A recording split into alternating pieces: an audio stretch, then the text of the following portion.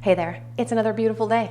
Ladies and gentlemen, boys and girls of all ages, Mr. Jerry Howard. Today I present to you Flat Earth. Let's watch some stuff. Do you believe the Earth is flat? I know the Earth is flat. Seriously? Astrology and flat Earth or true Earth are symbiotic. You cannot have one without the other. If you have a ball and you are spinning, flying through space, chasing this fireball, your constellations would change every now and then. And our constellations have never changed. The stars have never changed. We have the same 12 zodiac signs that we had back in the Dendera stones in Egypt over 5,000 years ago. We're not moving. Every single ancient society knew this. The Mayans, the Aztecs, the Hindus, the Egyptians, every single ancient culture knew that we live in a geocentric universe, not a heliocentric where we are spinning, chasing this ball of fire while all of these other planets are rotating around us, while all of these other stars are rotating around us. If that was the case, Polaris would move, number one, which is the North Star, and it doesn't. Number two, all of the constellations would not rotate solely around Polaris, but they do. Therefore, we are the center of the universe. I've decided that I'm not going to argue too much. I will argue just a little bit, but for the most part, I'm going to be listening and I am going to absorb this flat earth information, even though we all know that I am a globe propagandist. And I know you probably were like, I bet she's going to say that in this episode because yeah, I did. That's my jam. I'm a globe propagandist. That's two now. But I do understand that question, why aren't the stars changing? Because, if we're moving through space the way that they say we are, why are they constant? And I don't think that has anything to do with the earth being flat and us being in a, no. I mean, sure, we're all hurtling through space at the same speed and that's why they're still there. Plus they're forever and a half away. Maybe they're not even there anymore and we're just barely seeing the light from them. I don't know. Lots of crazy stuff, right? Or maybe they're painted on the firmament. Okay. Hey, thanks so much for stopping by today. If there is a topic you'd like me to cover, please let me know in the comments and I will do my best to get it in an upcoming video. If you're having a good time, won't you hit that like button for me? It'll really help out my channel.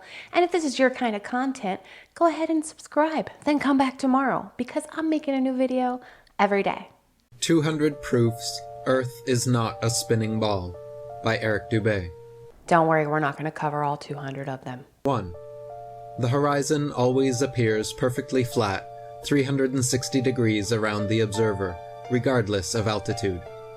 All amateur balloon, rocket, plane, and drone footage show a completely flat horizon over 20+ miles high.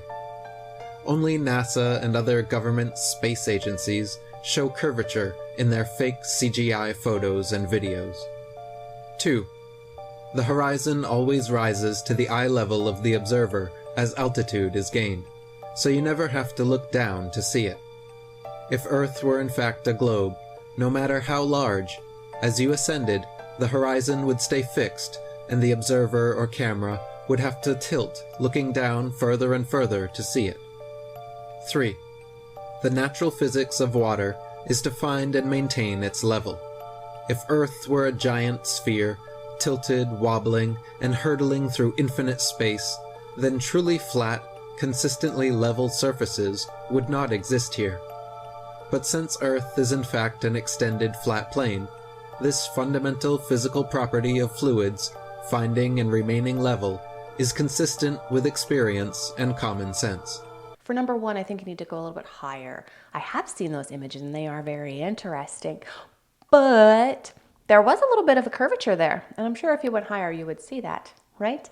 2, the higher you go, the more land you can see, therefore you have a different horizon. You do still need to look down, though, because you're getting higher and higher away. And 3, I don't know, gravity? Yeah, I'm going to go with gravity. What up, fam? About to ladle some gravy right here. So this is what a torus field looks like underneath a ferrule cell. So for example, let's say that this is the top of the torus field.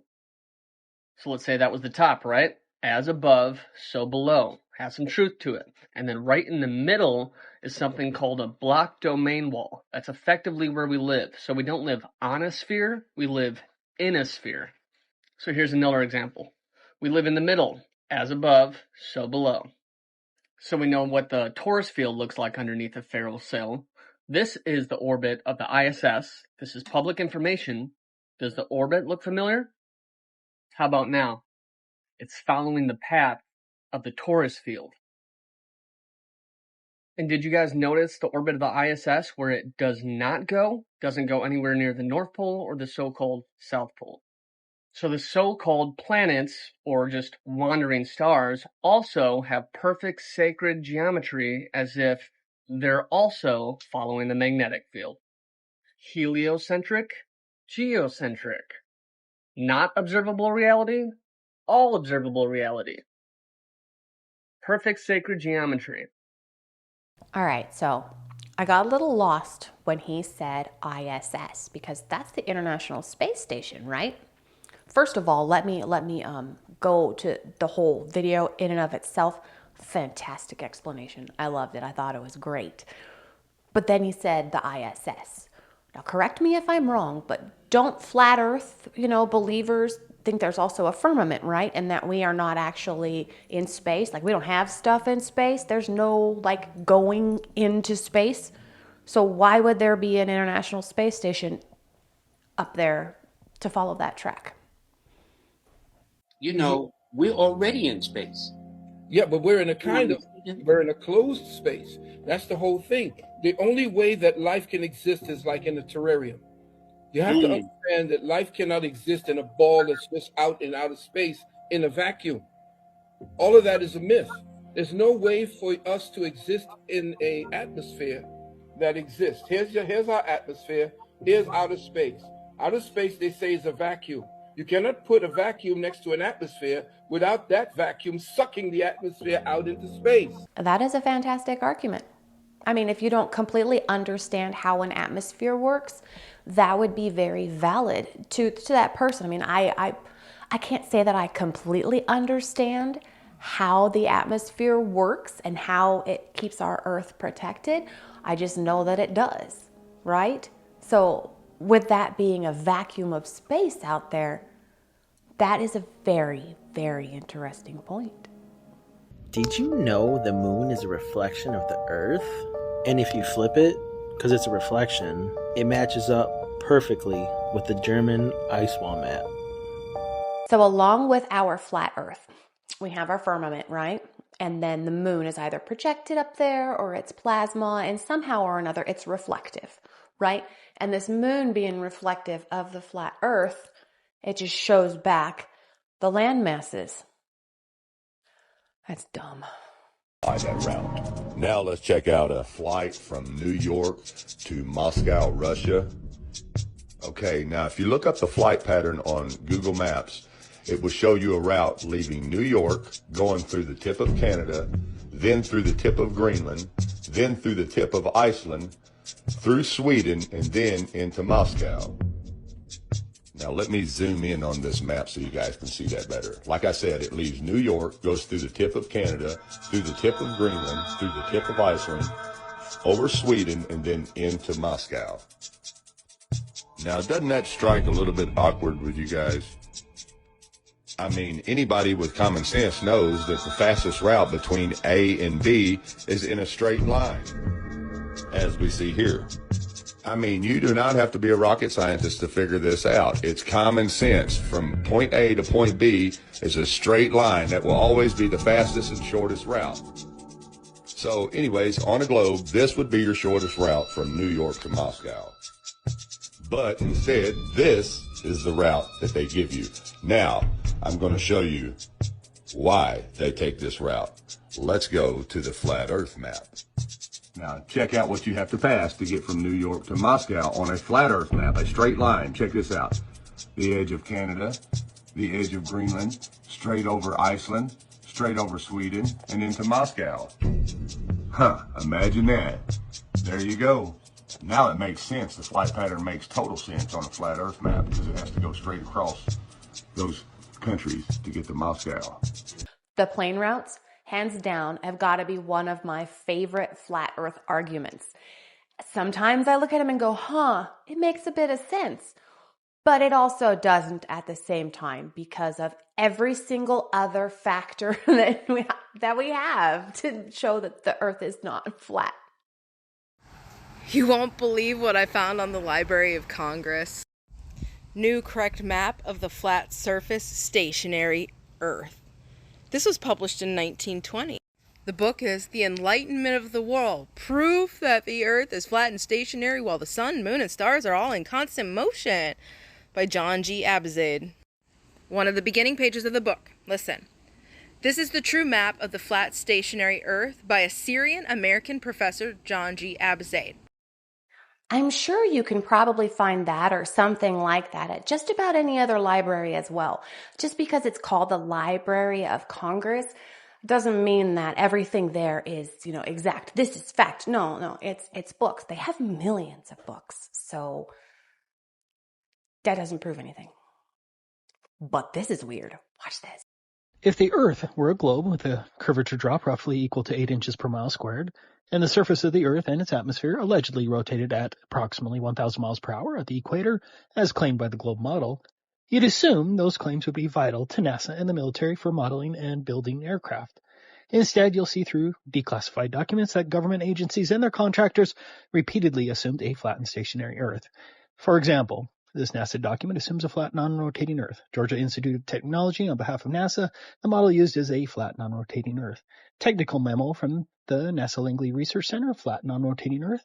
NASA Technical Memorandum, flat, non-rotating Earth. NASA publication on the derivation and definition of a linear aircraft model, flat, non-rotating Earth, and flat, non-rotating Earth. NASA contractor, flat, non-rotating Earth, and flat Earth assumptions. NASA Ames Research Center, non-rotating flat Earth. Army Research Laboratory, flat Earth. Army Research Laboratory, propagation of electromagnetic fields over a flat Earth. Army Research Laboratory, a flat Earth approximation provides the best estimate. NASA Technical Paper, stationary atmosphere over a flat, non-rotating Earth. NASA Technical Memo, a non-rotating Earth. MIT Department of Aeronautics and Astronautics, flat Earth, flat Earth. NASA Memo, flat, non-rotating Earth. NASA Contractor Report, assumption based on the Earth is flat and non-rotating. NASA Technical Memo, flat, non-rotating Earth. NASA Technical Paper, stationary atmosphere and flat, non-rotating Earth assumptions. NASA Technical Note, flat, non-rotating Earth. NASA Langley Research Center, flat, non-rotating Earth. Army Research Laboratory, these equations assume a flat Earth. Even the Soviets made their assumptions based on a flat Earth. So that's a lot of interesting NASA documentation talking about a flat, stationary Earth. Now, I don't know the sentences before or the sentences after that probably explain why they're saying it's a flat Earth. Maybe it's just that area is a flat area of Earth. I don't know. All right, I'm going to not argue anymore.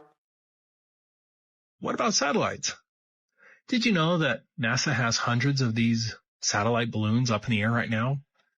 I never knew these NASA satellites existed before flat Earth. Have you seen them? Google and many other companies have fleets of these balloons as well. Look up Project Loon. The fact that NASA and its subsidiaries hardly discuss these so-called satellites was a huge proof for me because it evinces a deliberate effort to conceal the fact that space satellites don't exist.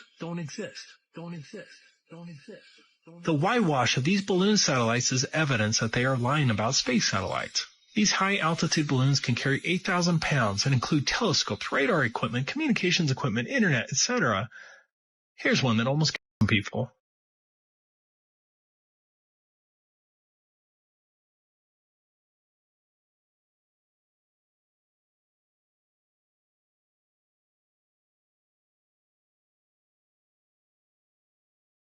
Finally, look at these actual NASA videos of satellites. They are manifestly fake. Look at this one. Look at this one. Look at this one. Look at this one. Look at this one. Look at this one. There must be a lot of people that are lying about all of this money going into this NASA project, right? To send all of this stuff out into space when there is nothing actually out there, right? So that means that NASA must be just one huge money laundering organization, right? We're just pumping all kinds of money into NASA for what? To pretend? All of these people have to pretend that they go to work at NASA, at JPL, at all of these places, at SpaceX, and just pretend that they're there? For what? It's too big. It's too big for that many people to just be like, no, that's not really happening. All right. I didn't want to argue too much. I hope I did okay. It was a really fascinating episode. For me, I love hearing good arguments for flat earth. I think it's fantastic. I don't agree, but I love hearing them. On that note, I'm going to call it for today. Thank you so much for sharing your time with me. Come on back tomorrow. We're going to watch new stuff. I'll say different things, and it's going to be fantastic. Until then, have a wonderful day.